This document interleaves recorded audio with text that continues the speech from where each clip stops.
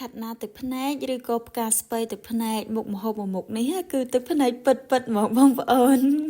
បងប្អូនភាគច្រើនប្រកាសជាចេះធ្វើមុខម្ហូបមួយមុខនេះហើយពីព្រោះងាយស្រួលធ្វើ 3, 2,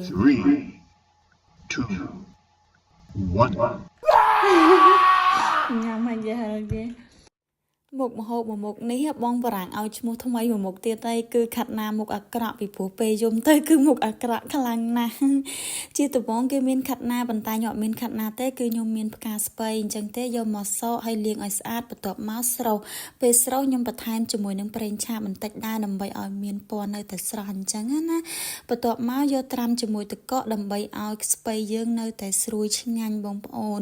ហើយយើងមកធ្វើការហាន់សាច់គោហាន់ជាប្រទេសស្ដើងល្មមអញ្ចឹងណាបងប្អូនបន្ទាប់មកយើងច្បាច់ក្រូចឆ្មាមកចំណិតដើម្បីឲ្យកាត់រសជាតិឆ្អាបអីអញ្ចឹងណាហើយយើងច្បាច់ឲ្យក្រូចនឹងសប់ជាមួយនឹងសាច់ចូលគ្នា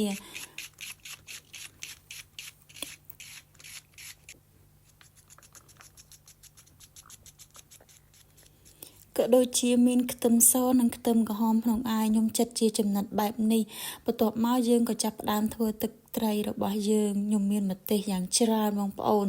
បុកឲ្យម៉ត់បន្ទាប់មកខ្ញុំដាក់ទឹកត្រីចំនួន3ស្លាបព្រាហើយខ្ញុំប្រើស្ករស1ស្លាបព្រាផងដែរប៉ុន្តែចង់ចំណុចនេះបងប្អូនអាចភ្លក់តាមចំណង់ចំណូលចិត្តដែលបងប្អូនចង់បានដិតចង់បានស្រាលទៅតាមនឹងអញ្ចឹងណាចំណែកខ្ញុំរៀងចង់បានស្រាលខ្ញុំថែមទឹកក្តៅឬក៏ទឹកឆ្អិនមួយស្លាបព្រាបាយដែរបន្ទាប់មកខ្ញុំបន្ថែមក្រូចឆ្មាមួយចំណិតទៀត